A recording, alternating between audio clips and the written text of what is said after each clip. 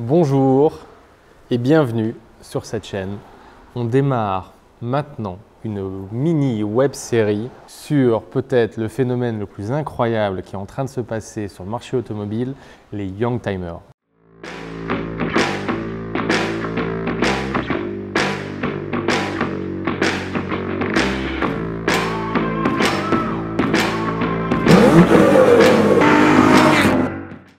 Vous en avez tous entendu parler et vu que cette chaîne parle d'investissement auto, de comment faire le meilleur choix pour acheter la voiture de ses rêves, j'ai voulu faire un vrai focus complet et détaillé sur les Youngtimers. Bien sûr, il y a des centaines de modèles, je ne peux pas décrire les caractéristiques précises de chacun des modèles.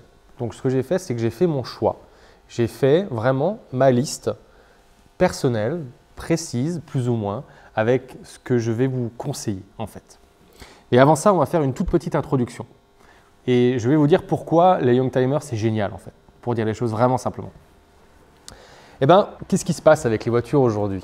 Et pour moi, l'élément déclencheur, ça a été la Porsche 996. Alors ouais, ok, je vais un peu loin dans le passé quand je parle des voitures d'aujourd'hui, mais pour moi, c'était la première Porsche aseptisée. Et j'ai pas peur de le dire, on en avait une à la maison.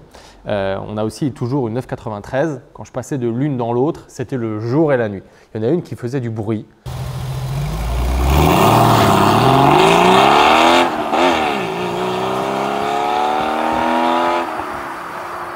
Il y en a une qui n'en faisait pas.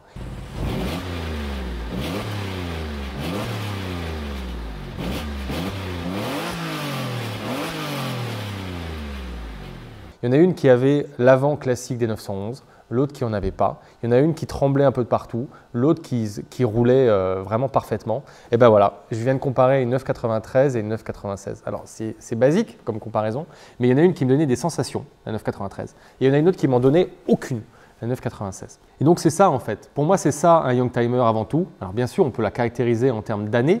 On pourrait dire 75 à 2000, voire 95 à peu près pour faire large. Mais en fait, c'est rien d'autre que pour moi des machines à sensation. Ce n'est pas forcément les meilleures voitures, ce n'est pas forcément les plus puissantes, mais c'est des voitures qui procurent quelque chose. Et la 993, on a un jour avec un pote, on a pris les deux en même temps, on les a mis sur la même ligne droite, on a accéléré à fond. La 996 était devant, mais avec bien moins de sensations. Et donc je reprends ce mot, sensation, c'est ça qui compte pour moi. Et c'est ça qui fait que les Youngtimers, en fin de compte, aujourd'hui, on va un peu contre tout ça. Il y a beaucoup de voitures qui n'en donnent pas des sensations. Je pense que dans les sportives modernes, mon Aston est un peu le contre-exemple, avec son V12 qui rugit à la mort.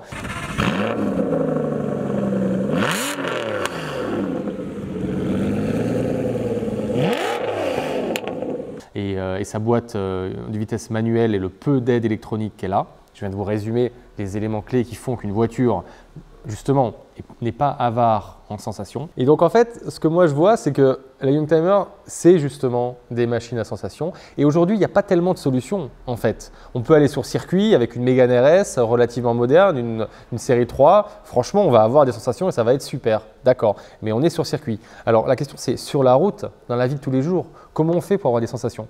Eh bien on en a beaucoup plus.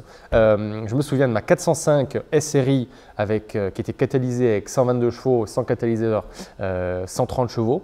Eh bien purée, ça en donnait des sensations. Et beaucoup plus que mon pote qui à la même époque avait une Golf 5 TDI, aucune sensation. Donc voilà.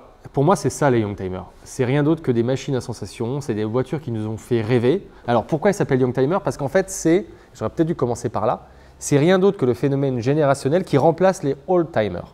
Donc qui remplace les voitures justement d'avant 1970, l'âge d'or automobile des années 60 que tout le monde a collectionné, où tout le monde a mis des millions sur des Ferrari, pour caricaturer.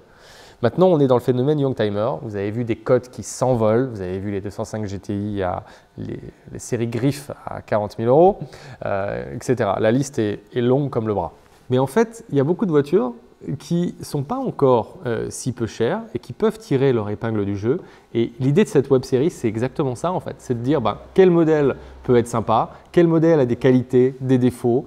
Il vaut mieux les connaître avant d'acheter et ensuite il faut foncer. Si elles prennent de la cote, tant tant mieux, vous aurez tout gagné. Ça vous aura payé les réparations, l'assurance et vous aurez eu le beurre et l'argent du beurre et en plus beaucoup de sensations pendant plusieurs années. Et si par hasard la cote a monté que légèrement, eh ben, ce sera toujours ça de prix.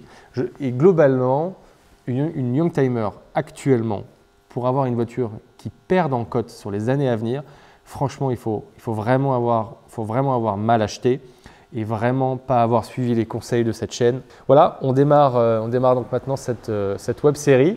Et puis, c'est parti, j'espère que vous allez apprécier ça.